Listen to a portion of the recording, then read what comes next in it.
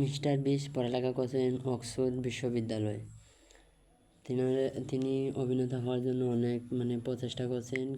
প্রচেষ্টা করার পরে উনি একটা ইন্টারভিউ দিতে গেছিলেন। তখন উনি বলছিলেন যে উনি একটা ক্যারেক্টার করে দেখানোর জন্য, তখন তিনি সফল হতে পারেনি। তখন ওই ব্যক্তি ওনাকে বলছিল যে তুমি যদি নীরব থাকো তাহলে তুমি কখনো হিরো হতে পারো না। তখন তিনি ওইখান থেকে বের হয়ে চিন্তা করতে লাগলেন, এমন শব্দ ছাড়া, কোনো ভিলেন ছাড়া, কোনো কিছুই ছাড়া কেমনে একটা মুভি তৈরি করা যায়। তখন তিনি কয়েক বছর পরে তিনি নাটক অথবা মুভি তৈরি করেন, যার কারণে ওই বিশ্ববিদ্যালয়ে অক্সফোর্ড বিশ্ববিদ্যালয়ে ওনাকে পুরস্কার দিতে বাধ্য হয়।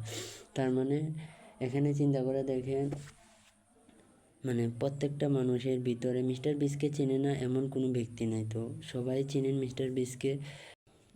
ওনাকে চেনে না আমার জানার মতো হয়তো পৃথিবীতে কেউ নেই, সবাই ওনাকে মোটামুটি চেনে। তো উনি ওই মুভি করার পরে ওনারই বিশ্ববিদ্যালয় অক্সফোর্ড বিশ্ববিদ্যালয়ে ওনাকে ডেকে এনে অ্যাওয়ার্ড দিয়েছে। তো তার বোঝা যাচ্ছে প্রত্যেকটা মানুষের ভিতরে একটা না একটা গুণ আছে, সেটা নিজেকে ফুটিয়ে বের করতে হবে, খুঁজে বের করতে হবে। পরিশ্রমের মাধ্যমে, শ্রমের মাধ্যমে, মেধার মাধ্যমে, যে কোনো মাধ্যমে তোমাকে এটা বের করতে হবে। আমি যদি হাতে এরকম গুটিয়ে বসে থাকি তাহলে আপনি কোনো কিছুই সফলতা আসবে না। নিজেকে পায়ে দিয়ে হেঁটে গিয়ে পরিশ্রম করতে হবে, তারপরে সফলতা আনতে হবে। আমি চোখ বন্ধ করে ভাবলাম আমি ইতালি চলে গেছি, ইতালি আসলে যাব না, কারণ আমি এখানেই বসে আছি। তো চোখ বন্ধ খোলা রেখে স্বপ্ন দেখতে হবে, বাস্তবায়ন করতে হলে গাড়ি ঘোড়া চড়ে, প্লেন চড়ে তারপরে ইতালি যেতে হবে। চোখ বন্ধ করলাম আমি ইতালি গেছি, চোখ খুললাম বাংলাদেশ আছি, এমন স্বপ্ন দেখলে হবে না। নিজেকে পরিশ্রম করতে হবে।